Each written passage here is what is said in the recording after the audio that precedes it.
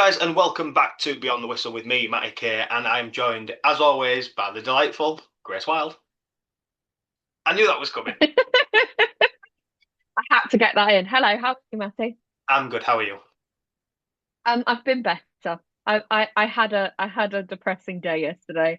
I know that's a lie. I had all the emotions on every single scale yesterday, and so now I am emotionally exhausted. Okay, I was really confused then, but yeah, it was. I was like, why was your Easter? So I hope everyone had a happy Easter if you celebrate it. Yes. Um, but yeah, of course, West Ham were playing Leeds, aren't we? We're going to jump into that in a moment. Today's podcast, if you've not seen us before, we are Beyond the Whistle. We are your hosts every week, and we usually sit down and review the Premier League weekend from fixture to fixture. As there's no Premier League on at the moment, we're going to talk about everything today. Bit of England, bit of FA Cup chat, a little bit of just like what's going on in the news at the moment. But yeah, if you've not seen us before, hit follow on Spotify, Facebook, Instagram, TikTok. Like, share, do whatever you want. You get told by all of your favourite creators, including us. Grace, we're going to jump in with a little bit of England chat. And I know you were saying about. Oh, sorry, I asked you to do a starting 11 and you wasn't quite sure if you were brave enough. Are we good to go on the starting 11? Yeah. Yeah, let's go. Look, I'm frustrated as an England fan right now because generally I don't like to say who I would start in a World Cup because to be honest with you, means fuck all. It's about who the manager's going to start. And I think it's really difficult at the moment because I can't pinpoint how Tuchel is going to go about this. So I have, in a sense, just done my starting 11 that I would potentially play, but even I'm not convinced on it because I'm not. What's really frustrated me about these England friendlies, and I think I went into it last week, is the lack of consistency. And I am putting together partnerships that I'm not 100% sure work. And I don't like that. I would much rather be saying, yeah, okay, last couple of friendlies, 100% Rice should be starting next to Anderson. Do you see what I mean? I am not 100% on that because for me, it's not been tested enough as to whether that should be Anderson, Mainu, Wharton, who that should be. I'm just going off of who I think would work best together. Shall I go for it? Yeah, go for it. I don't think we spoke, have we, since England lost to Japan? I think you live streamed that game, didn't you? I think you did. I did. Yeah, it's a good time to mention it if you haven't seen it. Grace Wild Football on TikTok. She likes to jump on live every now and then, and they're really good. So yeah, go over there and follow and jump into their lives occasionally. It's a really good community, to be fair. Actually, it's a good laugh. It Yeah, is a good laugh. hit me with your starting 11. Well, okay, so if you don't know me, I tend to like a spine in my football team that does not move. I want particular players spread out throughout the starting 11 that ideally, obviously, if there's injuries, you can't help that, but ideally don't move. I'll start with my spine. My spine is Pickford. Ideally, you want two centre backs if you're going to play a back four. Right now, I'm only convinced that Gay is in that spine. So I'd go Pickford, Gay, Rice, Kane. That's my spine from goalkeeper to striker. That everything around it for me can move about. Those players don't move. They are solid for me. So obviously I've gone Pickford in goal. Obviously the sort of fullback situation is quite up in the air at the moment. I have gone for Lewis Hall at left back. I feel more comfortable with Lewis Hall. And then obviously Gay's part of my spine, so he's in there, but I'm not 100% convinced as to whether that's going to be Stones in there or maybe even Conser. I didn't hate Conser and Gay together actually. So I'm not 100% sure on that one at the moment. I've gone for Livramento at right back. Again, another position that's up in the air for me. Haven't had enough evidence. I've gone for a Rice and Anderson partnership. Then I've gone for Bellingham slightly further forward, Rashford on the left, Saka on the right, and Kane up top. Yeah, I like it. I think you're right in talking about that sort of spine. I think them sort of four players. I mean, Pickford and Kane, they're the first two names on the sheet, regardless, anyway, aren't they? Yeah. I think there's a fair argument to say that Gahey and Rice is there as well. But yeah, I do sort of see what you're saying there. With that's the spine, and everyone else can sort of move around it, and it does feel like that's kind of the way England are going with their sort of like pre-tournament games, anyway. Yeah, I feel like it's something that naturally happens anyway. It's just whether you admit it, if you know what I mean. Pretty much every successful team you watch in football will have a spine of players that don't move. They are, like you say, you can call them loads of different things, first name on the team sheet, all that sort of stuff.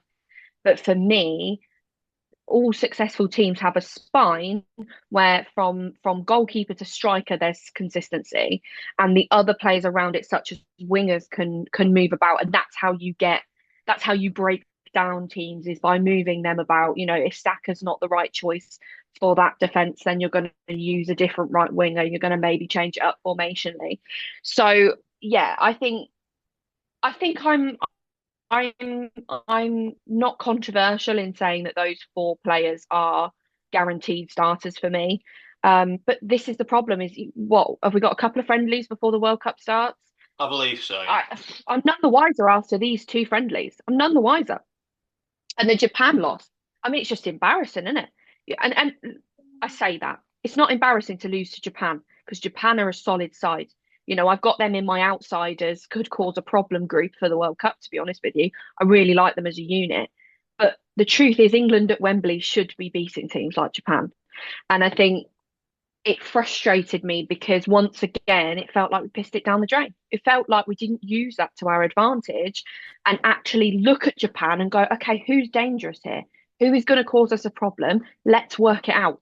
Do you know what I mean? It felt like we just went into it with, oh, let's just throw a couple of players together and just see what happens. And now we're going into the World Cup, and that is the final international break of the season. We're going into the World Cup having just drawn and lost to two teams we probably should beat. And we're going into it with no confidence, none at all.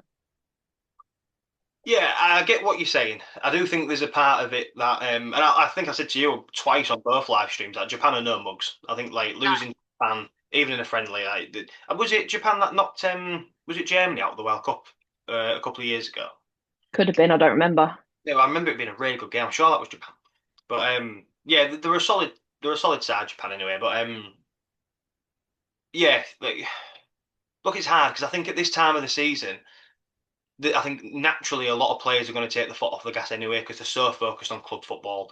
There's an argument to be had. Are these? I think we mentioned this on the last podcast. Are these even worth playing these friendlies and stuff like? I sort of get you've got to get your side to where you want it to be. But if you've already qualified, like yeah, the teams that have got to qualify have the qualifiers. But I don't know. I think there's that argument to be had where do you need them friendlies there? Yeah, but like I said, I think naturally the players do take the foot off the gas a little bit anyway. We've seen a lot of the Arsenal camp all return back, who a lot of them are back in training, by the way. Um, Hmm. yeah, with you know what I mean. I think there's a natural sort of element from the players where they just think, "Oh, there's still a lot to play for in the league, whether it's relegation, Champions League, the league title."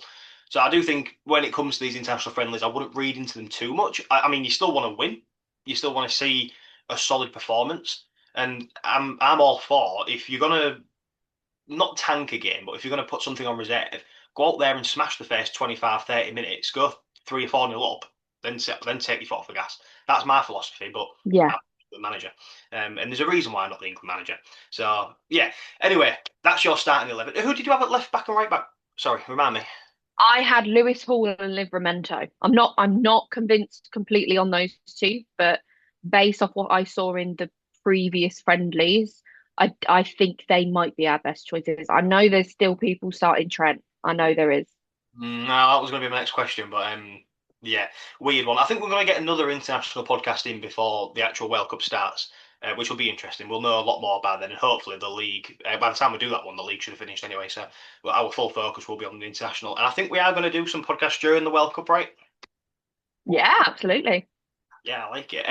Yeah, one final question before we move on there was a lot of talk about the strikers. Obviously, Danny Welbeck wasn't there. Harry Kane wasn't there. Well, Danny Welbeck he wasn't even called up. But yeah, Solanke and Watkins. There was a lot of chatter about these two, weren't they? What? Oh, sorry, was it? No, it wasn't Watkins, was it? It was Calvert-Lewin. There was a lot Mhm. of chat between these two. What's your thoughts here? Uh, my thoughts are, I fundamentally I didn't agree with the choice of strikers anyway. I didn't think Solanke did too bad, to be fair. I quite like Solanke as a striker. I think he's very useful. And I quite like his finishing. at times, but for me, Welbeck should have 100% been in that squad just purely based off of form. I'm sorry, but I think a striker is one of the best, one of the most convincing positions in terms of form as to whether you should get into the England squad. I thought Kane starts, doesn't it? We know Kane starts, but we've been far too reliant on Kane previously to get through these rounds, his individual ability. And I just think we need a backup. I mean, we played a false nine for goodness sake against Japan. We played a false nine. We have enough striker talent to not even really be considering that as a potential. And I just think, I'm sorry, if you're not convinced by Dominic Solanke or Dominic Calvert-Lewin, don't call them up. Do you know what I mean? If you're in an international friendly where there's two games and the second game you're playing a false nine, what's gone wrong? Because you think, we're not a country that struggles with talent. We have talent. It's just about picking the right ones. And I think generally, as you can tell, my vibe about England at the moment is very, very negative because I'm not convinced going into this World Cup that we're going to do anything. So I think I'm probably going into it glass half empty. What's your view on it? I think there's part of me when it comes to Solanke. I mean, I said to you now, I was already surprised that Solanke got called up with the amount of injuries that he's had with Tottenham this season. He's not played a lot of games anyway, so I was surprised about that. I don't know if these two friendlies were a bit of a tryout for these two players. I think, mate, like he knows Harry Kane's got it in the bank. He's same with Watkins. I think he's going to be the second striker that goes anyway. Yeah, me too. And I think he knows that Welbeck is reliable enough where if he makes the call, he'll be the third striker. And I feel like this was a bit of a tryout for Solanke and Calvert-Lewin because I don't think Calvert-Lewin's the man. I just don't think he's got it, especially in an international tournament. He's a decent striker, but I think he just lacks that cutting edge. And we see him sort of waste like too many opportunities really. Decent player, but yeah, just not for England. Same with Solanke. I think he's there. He's got the potential to be a backup striker to Harry Kane. I think personally, if you do take a Kane and Welbeck, I think Watkins is a slightly bit of a different striker. He's a bit more like agile and he's a bit quicker and he's a bit more sort of like rapid around the box and stuff like that. And I like that. Solanke does press really, really well, which I'll give him that. But I think you can get that from Kane in a way. So yeah, I don't know. I think if I was going to take three, it probably would be Kane, Watkins, and then either Welbeck or Solanke, but one of them two. Um, but yeah, I think this was a bit of a tryout for these two strikers, and I don't think it really fell in their favour. But I mean, look, I might be wrong, but we've still got two more games to go, and I think we'll see a better picture of the squad that we're going to take in these next two friendlies. Yeah, I hope so. I think you bang on about Kane and Watkins. I think that for me is almost one of the only tied down situations because I think Kane is just Kane, and I mean he's just unbelievable. But we're very lucky that we have someone like Watkins who is also quite an all-rounder in terms of a striker, which is rare to call upon when we need him. I think you're right. I think we take those two, and then for me, if Welbeck keeps burying them the way he is, he has to go. We are going to move on to the FA Cup in 1 second. One final question for you though. It looks like Bayern Munich are going to win the Bundesliga. Obviously, they're doing quite well in the Champions League anyway. Let's say, for arguments, they do win it. What does Kane have to do in the World Cup to get the Ballon d'Or? Oh, that's a question. It, is the Bundesliga and Champions League enough? So if God forbid England go out in the group stages, would that kill his chances? Or if like does he need a quarter final at minimum? What are you saying? I'm probably saying, obviously, it's dependent on other people around him doing well. As in the other players up for the Ballon d'Or, if they have a particularly good World Cup, then maybe it nudges him out of the way. I think probably quarterfinals though, because I'm not sure. I'm not sure with if you take Haaland, for example, and I know Norway are an outsider for me, going into this, I think they could really cause some problems. But previously, we maybe wouldn't have said that about Norway. Haaland, you're not looking at his international success to determine whether he needs a Ballon d'Or. Do you know what I mean? You're looking at his You're looking at his club football. But for someone like Harry Kane, who is part of an international side that you expect to do well in a World Cup, I think that does come into it. Whether it's right or wrong, I think it does come into it. I would say minimum quarterfinals. I'm just having a look at the what the odds are. Well, I'd love to see it, by the way. I would love to see Harry Kane win the Champions League this season. Just as a side note, I am so okay with Bayern winning the Champions League. Not a problem. I think he is one of the best strikers I've ever seen. I mean, obviously I've got a Tottenham bias, but genuinely I think he's unbelievable. And if he had spent majority of his career at Real Madrid or somewhere like that, I think he'd have won one by now already. But I think the fact he was at Tottenham for so long, but the fact he was doing it at Tottenham in that sort of look where we are now, do you know what I mean? Without him, honestly, I think he's one of the best strikers I've ever seen play. Unbelievable. Currently, at the time of recording, and these odds are correct, please gamble responsibly. Uh, Kylian Mbappe is 2-1. Lamine Yamal is 5-2. Harry Kane at 7-2. Declan Rice at 6-1, and then Erling Haaland at 10-1. Oh, interesting. See, all of those will have a say in their relative international sides. And I think the World Cup might be the determining factor for all of those. I mean, I can see if Spain win the World Cup, I can see Yamal being pushed for it quite a bit. I personally think he's too young for that at the moment. Um, I'm not saying I think it should go that way, but I can see that happening. France win the World Cup. I can easily see Mbappe winning it. Yeah, I think the World Cup is going to have a massive say on who wins the Ballon d'Or. Absolutely. FA Cup weekend has been and gone. One thing I do want to say, you know that I like to check out these little headlines as we go along.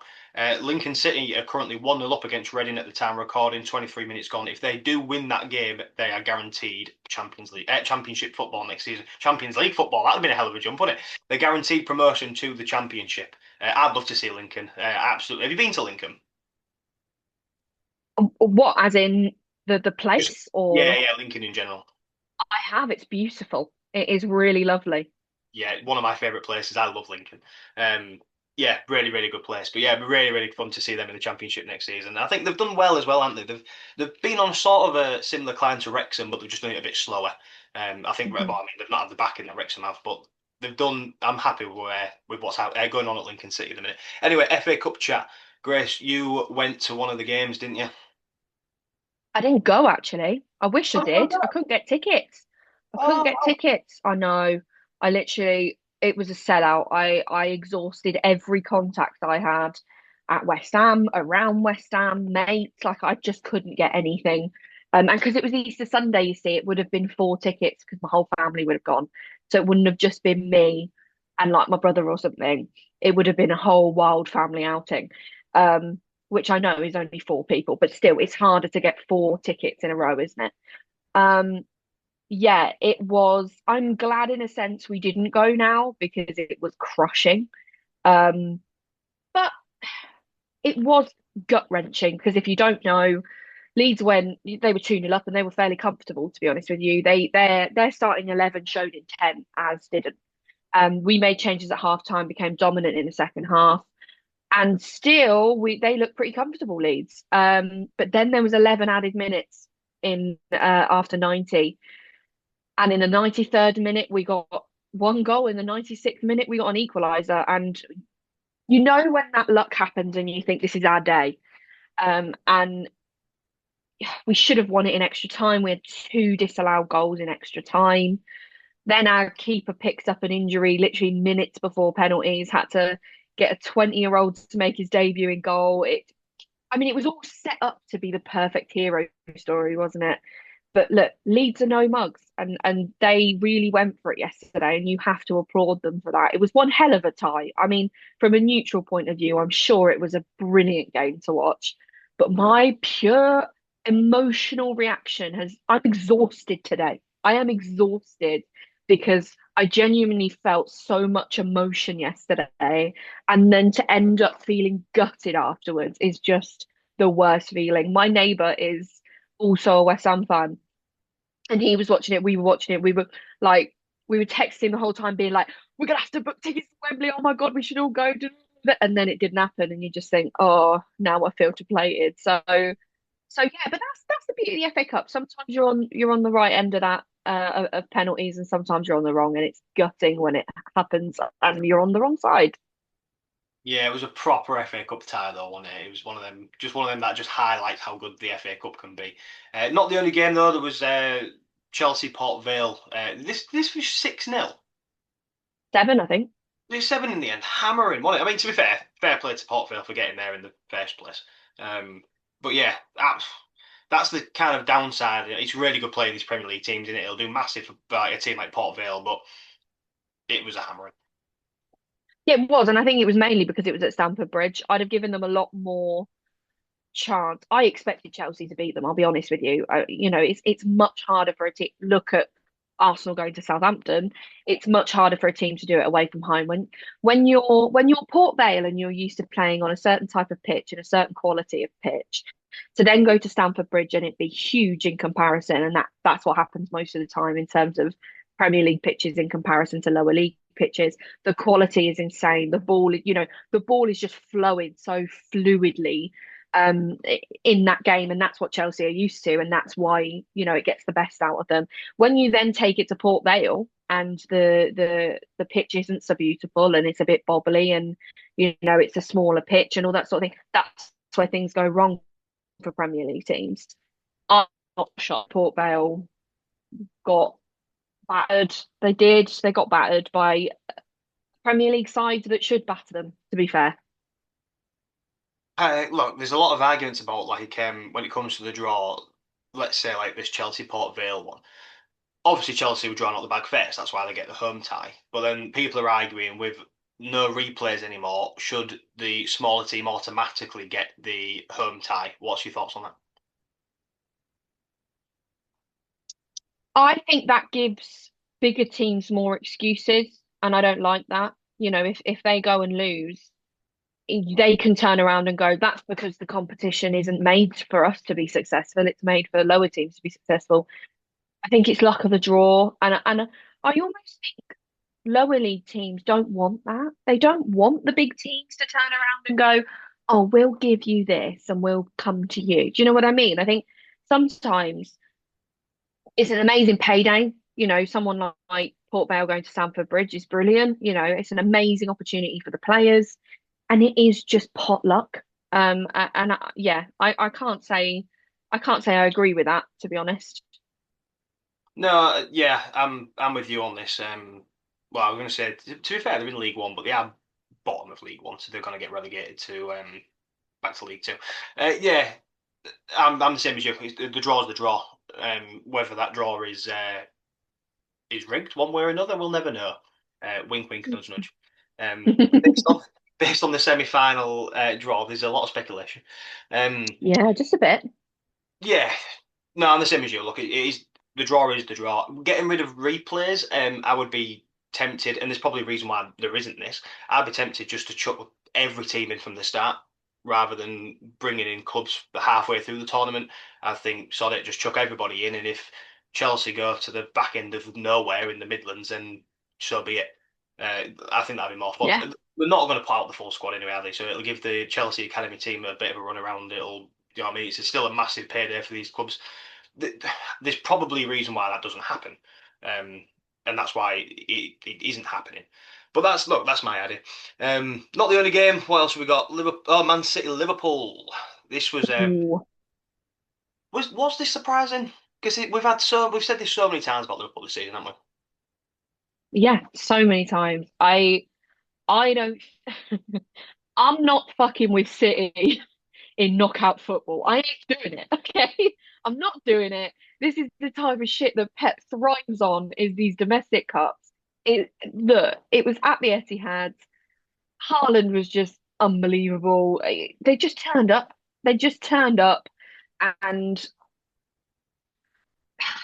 did Liverpool make it easier for them? Probably.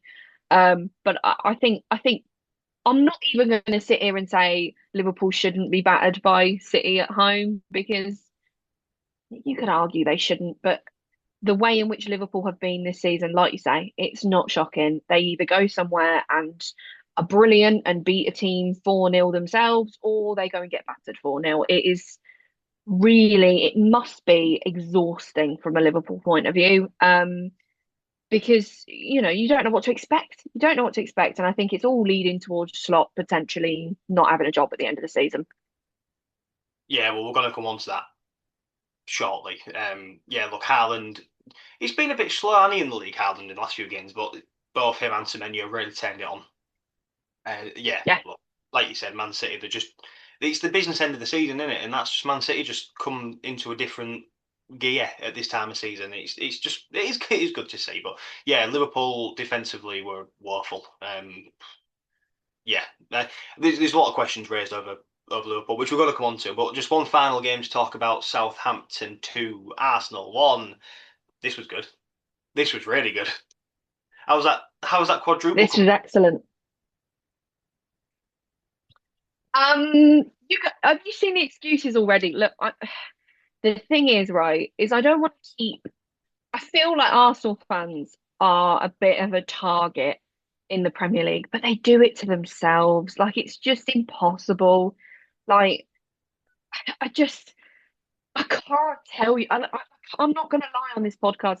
I can't tell you how much I want them to bottle it. Like I can't tell you how much I want Man City to absolutely whoop them in this last few years because it's just that arrogance and that entitlement that you don't get from all Arsenal fans. I'm not saying it's all Arsenal fans, but it was disrespectful, arguably, the way in which Arteta went about this FA Cup game. Yeah, they should beat them. Of course they should.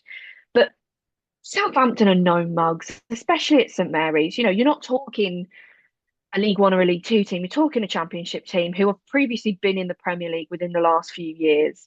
They're not silly. They know that they can take it to Arsenal. And I just think Arsenal got given what they probably deserved, which was, you know, they put up a good fight, but Southampton put the goals away. Yeah, well, I'm just looking at the lineups here for Arsenal, and it was a strong side. You know what I mean? And I mean, like we spoke about this before, Arsenal now have got the squad depth to have a good side no matter what, and that is something that Arsenal needed to do. So fair play. But yeah, they put out a good squad, and they brought on the big hitters from the substitutions as well. So there should have been no excuses really from Arsenal. But like you said, Southampton are also no mugs. Yeah, I'm the same as you. There's nothing more that I'd like to see than Arsenal bottle it. But I'm a Tottenham fan, and I think I need to focus Ah, on our own yeah, disastrous true. there. So I'll take the small wins when they come. But yeah, even like Southampton, I mean, they're still sitting seventh in the Championship, so they're still right up there. They're still pushing for promotion again. Um, yeah, look, it's the magic of the cup, innit? Yeah, and I think the way in which I look at it is when a team like West Ham, who are in a relegation battle, scrapping for their lives, are putting out their B team, which are really not as good as their A team. Our squad is poor. You expect that drop, don't you? You expect that drop in performance, and you are looking at that. Do we sacrifice it? Do we not? Conversation. For me, Arsenal are not in that position. I know City were playing Liverpool, so it's slightly different, but they went strong. They went for it. They showed intent with their starting 11. And like you said, when we were talking about England, even if they play for, up until half time, but they get the job done, and then you start making the subs, that that feels more what a team like Arsenal, who have got the squad that they've got, should be doing. And I just think it could be injuries. 100% it could be. I don't think it is. I think he rested certain players. To not have the likes of Rice and Saka in there, we've spoken about this spine again. We've spoken about it. To not have those players available to you feels wrong. They should be on the bench, even if you don't use them. They should be available for that time where you need stability. And that's where I think the arrogance comes into it of oh, that team should beat them. They should, you're right. There's no guarantees. There is no guarantees in the FA Cup. And yeah, I just think they paid for that decision. Yeah, so for the remaining for the remaining teams, the semi-finals, talk me through it. Who's going through to the final, Grace? Oh, hang on a minute. Have we got a drinks delivery? Oh, we have. Well, I believe. Thank Oh, you. Thank you. oh, I'm so jealous. Sorry, that's my. Thank you. I've got a great team, honey. Can I get a Sunday roast as I well? know it's better than mine. No, can't get the staff these days, Chris. Anyway, no, no. Yeah, I have to sorry. get my own drinks. What can I say? The semi-final. Who's going through?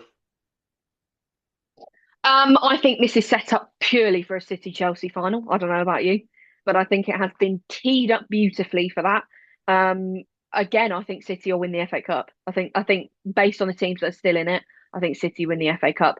I would love for a team like Southampton to go and cause a problem. I'd have loved Southampton Leeds, for example, to have been one of the semi-finals. You guarantee either Leeds or Southampton in that final. What a day out for those fans. What an opportunity. It's just all been set out, you know, coincidentally, where City are playing Southampton, which is probably the easiest team they could have gotten. No disrespect to Southampton, but I think playing City at this time of season is a different conversation to playing, or especially at Wembley, to playing Arsenal at your own place. I think that's a whole different conversation. And Chelsea have got Leeds, and to be honest with you, I quite fancy Chelsea at Wembley. As a West Ham fan, I think that could be an interesting one. I think Leeds, if they turn up, they might cause Chelsea some problems. But look, you know what they're aiming for. They're aiming for that Chelsea City final, and more than likely that's what will happen. Yeah, that Man City fixture.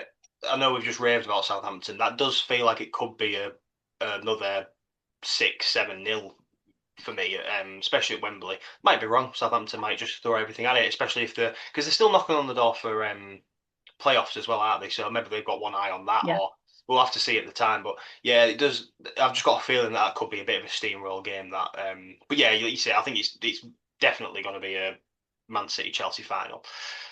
Yeah, look, I think Man City are going to do it. Should we move on? We've got a couple of headlines to talk about, haven't we? I know last time we spoke, Tudor had been relieved of his duties from Tottenham. Did I freeze then? Or have you got me? You did a little bit. Okay. What did you hear? I can't remember. Nothing other than Tudor had been relieved of his duties. Oh, sweet. I said I think it'll be a Man City win for the FA Cup tie in the final against Chelsea. Yeah, Tudor was last relieved of his duties again for Tottenham. Robert De Zerbi has now been brought in. I know you've got a lot to say on this, Chris. The problem is what I have to say is completely unrelated to football and whether Tottenham stay in the league. So should we have that discussion first? Yeah, look, yeah.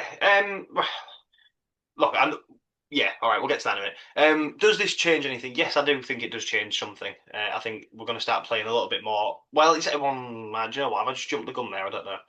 Um, I was going to say, I think this is going to bring more attacking football to Tottenham. It will in the long run if we stay up. Whether he goes out on his philosophy straight off the bat, I don't know. He might just focus on just surviving the league first. Whether that's just putting it long into the corner and doing what he has to do, then that's what he has to do.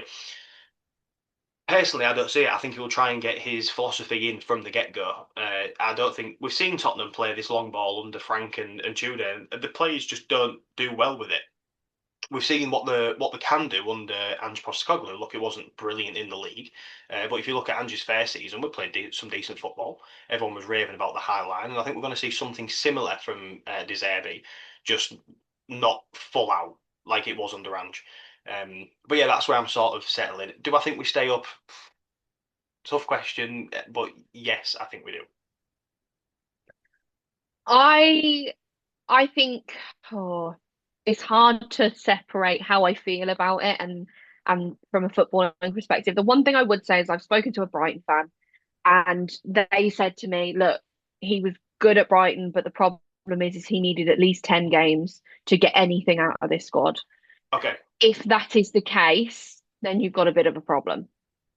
Yeah. Okay. So I've heard this floating around. Right. The immediate thing that I thought about that was he was new to he was new to the club. He was new to Brighton and stuff like that. but he was also new to the Premier League and English football. And this time he's going in there with experience of English football. He knows the teams. He knows that, like, some of the managers still around from when De Zerbi was here. He knows the clubs he's going up against. He knows the players. I think he's got a bit better of an idea now than obviously when he first came in at Brighton, where he didn't have a clue about English football. And it took him a bit of time to adapt. Yeah, it is a worry. I know what you're saying, and the risk is going to be there. Personally, I think if we was in a situation similar to last season where we were 17th, but it was secured we wasn't going to get relegated, we would have waited out until the summer and probably got Pochettino in if that was doable. Right now, in the situation that we're in, I think De Zerbi is the best chance that we've got. And to get him through the door, it did result in giving him a 5-year contract and a hell of a lot of wages. Do I think it was the right decision? Probably not. But that's what we had to do to get that guy in. I think maybe giving it to another interim would have been too dangerous. And I don't think we're in a situation to do that again. From what I've heard, De Zerbi's had his first training session recently, and there's been rave reviews about it. The players have loved it, and Yeah. couldn't speak any highly about it. So that's where I'm sitting. Yes, I think they would have waited for Poch in the summer, but they didn't. We're not in a situation where we can afford to do that either. So yeah, I think De Zerbi is probably the right man for the job at this moment. Yeah, I probably don't disagree unless like we've spoken about before, you got in a sort of a survival specialist, then I think De Zerbi was probably the best of a bad situation. I think we're talking about him here having we've not seen anything yet. We've not had a game to comment on. I think the game against Sunderland, how he goes about that is going to be fascinating. And I'm really looking forward to it from a neutral point of view of how he goes about it. And I think we'll probably have a lot more to say about, whether he, brings in his philosophy to begin with or not. We'll have a lot more to go off of next week. So yeah, I think it's one of those watch this space situations where you've just got to. There's nothing we can do in speculation. From a Spurs point of view, you just need to see him play, see what he's going to do. Yeah, it's great to hear that there's rave reviews of his first training session, but we know nothing. We know nothing, and so I think it's hard to predict whether it's going to be an excellent appointment at a brilliant time or a horrendous one that didn't help at all. Do you know what I mean? It's almost impossible at the moment. Well, we spoke about it. We've skated it around as much as we can. They obviously a bit of a downside to us bringing him in was the whole Mason Greenwood situation. I know you've got a lot to say on this, so do you want to take us away? Yeah, I'm not really one to, just to make it clear, I'm not one to bring my gender into football conversations often. If I can have a conversation where nobody considers the fact that I'm a girl, I will. But I think as a woman, I can't ignore what he said previously about somebody I heavily dislike because of, and I'm not going to say he's this, he's that, because at the end of the day, the charges were dropped. But I think, did you hear it? Because I heard it. Did I hear what? Sorry, the comments at the time or his response since he's joined Tottenham? No, the Mason Greenwood situation. Did you hear any of that? Not not at the time. When he was sort of defending him. Yeah, I've had to go back and re-look at what he said. Um, but yeah, I've seen what he said about Greenwood. I've seen that he's defended him. But yeah, tell me your thoughts on it, and I'm gonna because I think I might have a different perspective on it. Oh, okay. I don't accept anybody that in that situation makes that person the victim. It's not fair. It completely takes away from any experience that it's a difficult situation. There's no doubt because since then, Mason Greenwood is now still with that person and had children with them, and we don't know what's happened. I'm not going to get into those sort of details. That my problem is the way he was so quick to defend him and so quick to feel sorry for him. When this is really difficult, isn't it? Because you try and be diplomatic, and when, as a woman, All I can say is I'm not pleased that somebody has managed to get a Premier League job when he has openly made somebody in that situation the victim.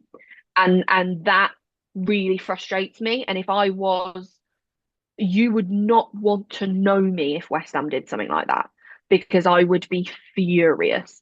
That, it annoys me from a Tottenham perspective that there was issues with the appointment. People, they made statements and all sorts, and supporters groups have come out and said they don't agree with it, and Tottenham have gone with it. I don't like that. I think there's bigger things in this world than football, and I think we have to make a stance on that. And this just feels wrong. It just feels wrong to ignore that. And the Tottenham job is a top flight job. Do you know what I mean? And I just think sometimes in football we ignore things for the joy of football, whereas a person like that would seriously have to consider what he says and how he says it. Otherwise, his life's over. Do you know what I mean? Saying those sort of things ruins you, and I think, yeah, it's really tough because I don't want to get into the gory details of it all because that's not the point. I just think it's ignoring what is a massive part of football, which is women in football, and their view and their safety at football and things like that. It just feels wrong that we have clubs supporting things like her game too, and then this is still happening. You just think, well, what is the point? Because you're not listening. Do you know what I mean? I can't sit here as a female football fan and say I'm okay with that appointment. Okay. Um, right. Okay. Yeah.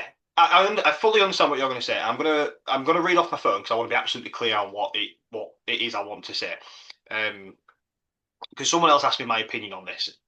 First of all, I'm going to say if I'm not going to get into the whole Greenwood situation. We all know what he allegedly did, and I have to say allegedly Yeah. there. It's not me Uh-huh. defending it. You have to say allegedly for legal reasons.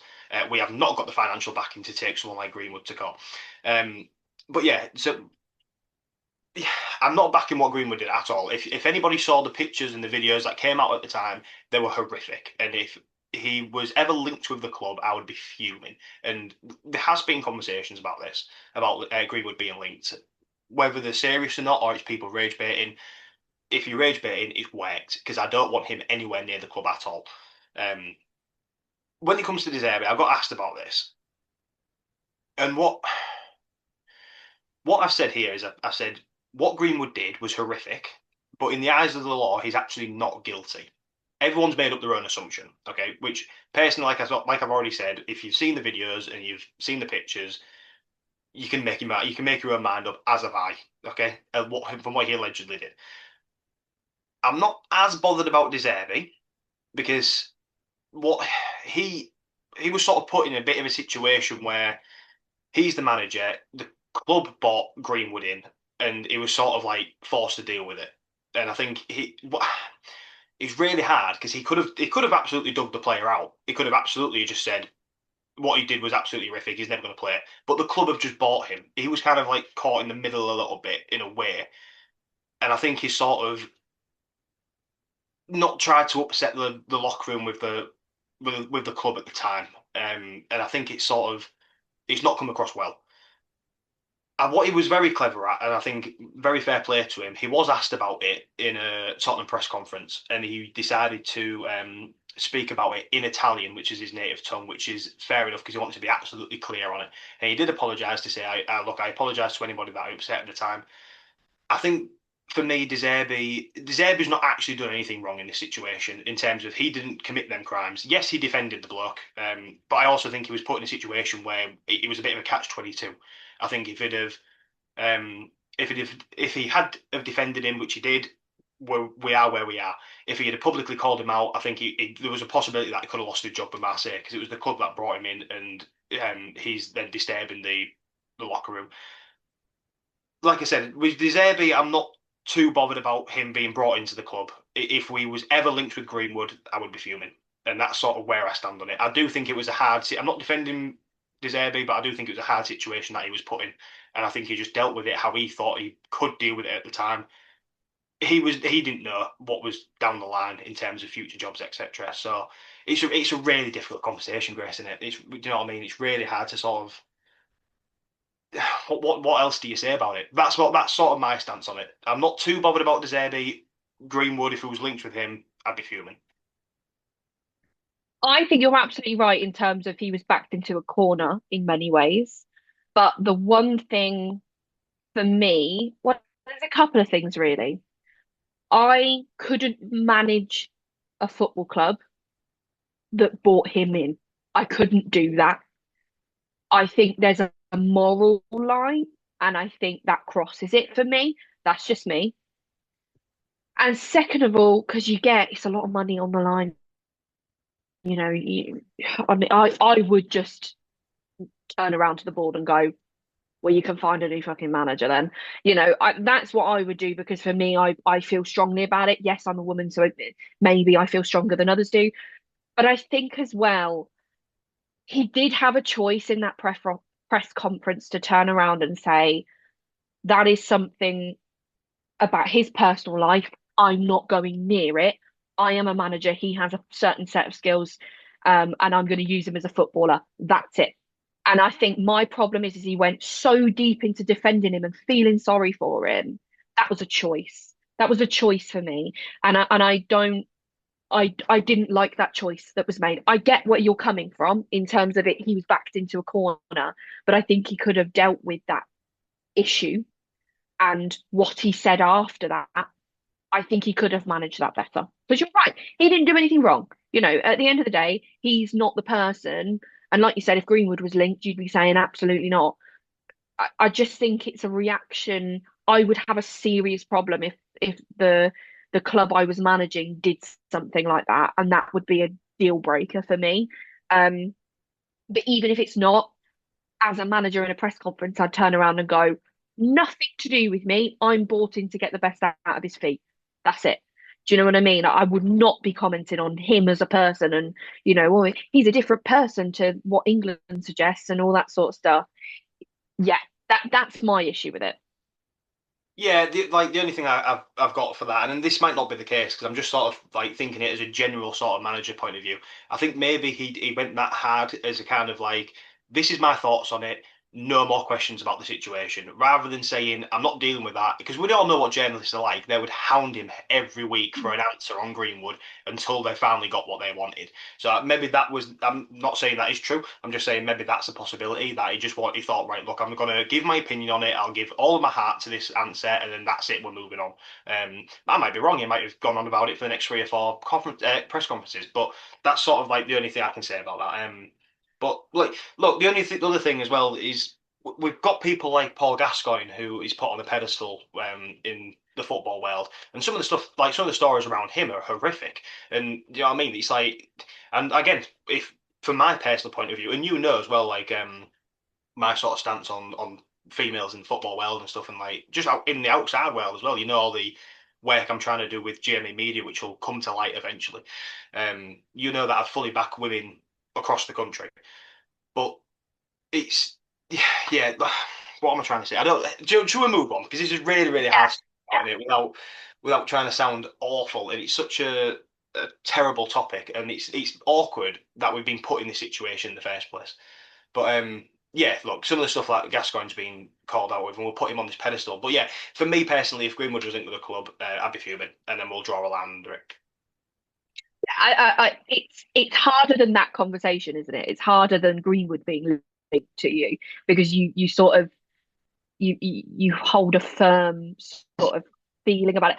I just personally feel as a woman in the men's game, I can't be okay with it. That's where I'm at, and I think psychologically I look into it a little bit more, and there's loads of different things, and yeah, I think you're right.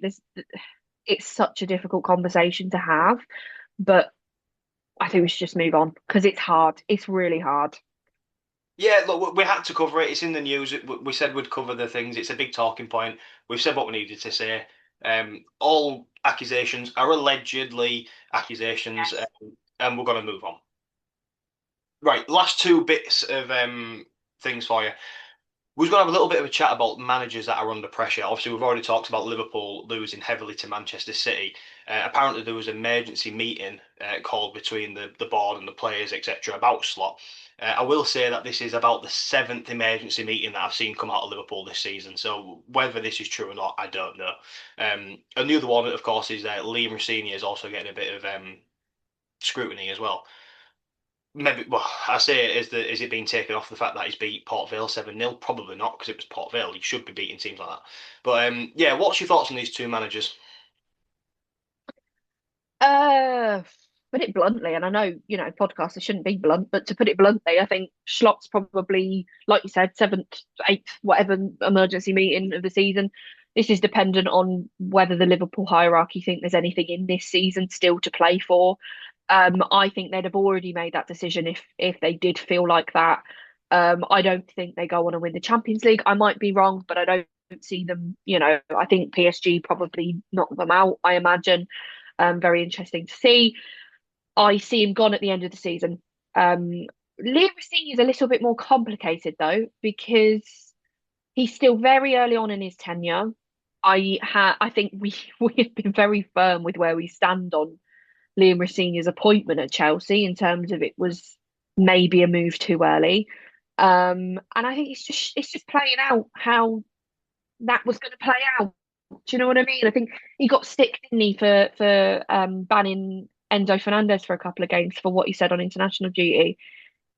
I mean, he can't win because one minute he's too soft and they walk all over him. Next minute he's dishing out punishments that are deemed unworthy. And I just think that's not going to end well. There's gonna be a point where Liam Rosenior is relieved of his duties and they find another manager. And I don't see that being a long way away, if I'm honest.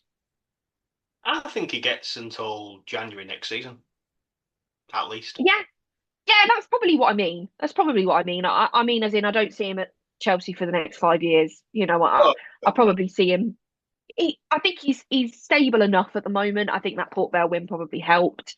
Getting into the semi-final of the FA Cup is a good thing to say. Do I think he takes them to the next level? I don't think so. I might be wrong, but I don't think so. For what Chelsea are aiming for, I don't think so. But yeah, I probably give him that. I give him longer than Slot for sure. I think there's an argument to be had with Slot about Xavi waiting in the wings. I think that's sort of put a lot of unnecessary pressure on Slot anyway. If he wasn't there, would Slot get next season? Probably. It's hard to say. If he wins the Champions League, does he have to stay? Well, we've had this. This is the thing, right? And I know the Champions League is slightly different to the Conference League and the Europa League, but we've had this in our own clubs, haven't we? Where should Moyes have stayed on after he won the Conference League? Uh, I would argue no. I think we sacked him too late. We should have said, yeah, brilliant, amazing, you're going down as a legend in the club, but the truth is Premier League form wasn't good enough. We needed to make that move. But then again, it happened at Tottenham and Ange got the sack after winning the Europa League. And again, it still hasn't necessarily worked out. It's a really difficult conversation because I don't think Liverpool see their future with Arne Slot. But if he somehow pulls out the bag and wins the Champions League, can you sack a manager after doing that? I don't know. I don't know. I think that's completely down to the Liverpool hierarchy. Well, it literally is. But you know what I mean? I don't think it's predictable. Yeah, and I was going to say the same thing about Liam Rosenior and Chelsea if they're going to win the FA Cup. Have you seen the run that they've had in the FA Cup? No, I haven't. So they played Charlton Athletic in the third round, they played Hull City in the fourth round, they played Wrexham in the fifth round, and they played Port Vale in the quarter final. If they, I was going to say if they don't win it, it would be not a bottle because you still got to beat Man City, but you'd expect them to easily walk over them teams, right? Yeah. Yeah, you expect them to be at this point. I think on when you look at it immediately in the situation of them getting to an FA Cup semi-final, that's great news. But like you said, when you put it into context, you maybe say, well, you expected no less. They've not faced the Premier League side yet. It's I don't think Liam Rosenior is in danger at the moment. I think he at least gets until next season. I would be shocked, but then again, I was shocked when they sacked Maresca. So anything can happen, particularly with the Chelsea hierarchy. Well, I was going to say as well, I don't really think Liam's had much of a transfer window. I think we sort of discussed this before, haven't we? I think maybe he got 2 weeks of it, maybe or something like that, at best. But in all fairness, I don't think the manager has a lot of say what goes on in that club anyway. I think the owner is just that much of a bit of a loose cannon. I think anything could happen at that club. Yeah, and I think they've got that suspended transfer ban as well. So I'm not sure he's going to have much of a transfer window between now and next season either. But yeah, no, I think you're right. I think the manager, the manager at Chelsea, and look, I think it's the case with a lot of managers in the Premier League. Can't say Nuno has that much of a say, um, but particularly at Chelsea, it feels like he's a little bit of a puppet. The manager. He's the one that faces the press, but is he making the decisions? Probably not. Yeah, that's at the moment I see Chelsea as a bit of a poison chalice because I just don't think they could do anything right as an individual. Yeah, that feels like a tough job to have. We're going to wrap it up in a minute. I've got two last little bits for you before we leave. What is your thoughts on the whole Enzo situation? It's a tough one because I didn't think what he said was that bad. If I'm honest, how do you feel about it? Was it to do with the links to Real Madrid? Yeah, that he'd live in Madrid. That's what he said, basically. Yeah, fine. Eh, And I have no problem with a manager drawing a line and saying, you cross this, you get banned. Do you know what I mean? Or, you get uh disciplinary. I've got no problem with a manager doing that because I do think there are some big egos in football and they think they can walk all over their manager. It just felt a little bit, I don't know, like now wasn't the time to draw that line. I don't think what he said was that bad. And I've heard people saying as well that Cucurella said something worse and didn't get anything for it. I don't know what Cucurella said. Um, but yeah, look, I'm not bothered. It's two games. It's two games, and do you know what? If he's drawn that line now and people don't try and test it, then fair enough. He's done what he needed to do, and he's now got more authority than he did previously. So I've got no problem with a manager doing that. That they've got to do what they've got to do. Just did this one feel like the right one to draw that line? yeah, I mean, I'm just reading here because I wanted to like double check what he said. I really like Madrid, and basically, yeah, just saying that. A reporter said to him, "Would you consider living in Madrid?" And he said, "Yes, of course." Yeah, look, I don't really care about something like that. Yeah, whatever. I think probably being blown up a little bit.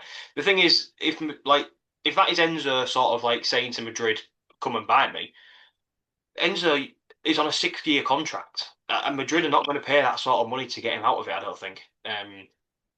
Yeah, mad. I think it's probably just a story. See, these sort of stories do tend to sort of blow up a little bit more around international breaks because I think people are just bored. And I think agents Yeah. get a little bit sort of mouthy at this time of year, and no one else has got anything going on. We're all just missing football, and I think it's just been blown up a little bit. So yeah, look, when it comes to that sort of situation, I don't really care. Should we finish on a little bit of a lighter story? Go on. Roy Hodgson is back in the dugout. Um, this was really funny actually because when I was in Wales the other week, we was talking about players who, sorry, managers who could maybe come and save Tottenham, and we said like relegation specialists, and Roy Hodgson's name like got brought up, and someone had said, "Well, he's retired, he's never coming back," and then the next day he got announced as Bristol City's manager. Look, do you know what? It's just good to see in it.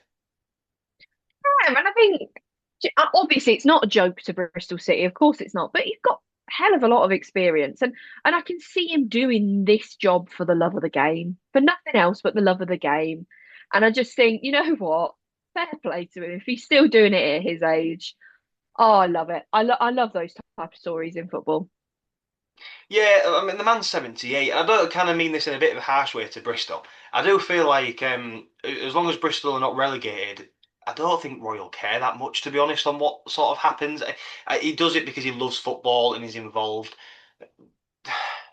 Yeah, like I said, unless he's got them in the relegation zone, I don't think he's going to panic too much. If he keeps them afloat around mid-table, whether Bristol City fans are happy with that, probably not. But yeah, at that age, I can't see him being overly bothered if he loses the odd game and stuff like that. So, but yeah, look, it's good to see. Yeah, and I think interestingly, he might get some really good football out of them because of that lack of weight on his shoulders. Freedom's a funny thing in football, and I bang on about psychology all the time because that's what I've got my degree in. But I do think, we've seen it with Wolves where they've almost accepted they're going down and they're playing the best football they've played all season. Do you know what I mean? It's that lack of weight. And I think he might enjoy it more and get more out of his players because he's enjoying it more. And so I wouldn't actually be shocked to see Bristol do all right. Just because, you know, football's it's way too serious sometimes. Bring a manager in who's just doing it for the love of the game and he's got we're not talking about a randomer coming in. He's got all sorts of experience. He's not an idiot. Yeah, I really wouldn't be shocked if Bristol play some decent football under him. Have you got anything else you want to talk about today, my mate? No, I don't think so. I don't think so. I'm looking forward to the Premier League being back. I have to say, having an international break and then having an FA Cup weekend just felt really harsh. And we were in the FA Cup and it felt harsh, let alone if you've been knocked out of it. I am ready for Premier League football and I'm ready for this home stretch because I think it is going to be fascinating from top to bottom of the table. Can't wait. Yeah, there's still everything to play for, and we are going to be here with you week in, week out to talk about all the good things and usually all the bad things when it comes to us too as well. But I'm looking forward to it. Grace, what a podcast! I know we said we were going to keep this one sort of like not brief, but a bit more chill today, and we go off in tangents. We're nightmares, honestly. But yeah, Yeah. guys, I said it at the start. I'll say it again: like, follow, subscribe, do whatever you need to do on whichever platform you're watching this on. It's really appreciated. But Grace, thank you so much. Lovely podcast once again. Fabulous little chat. Thank you very much. No worries, and we'll see you next week. Yeah, next week. Thanks for listening, guys. Bye bye. Bye.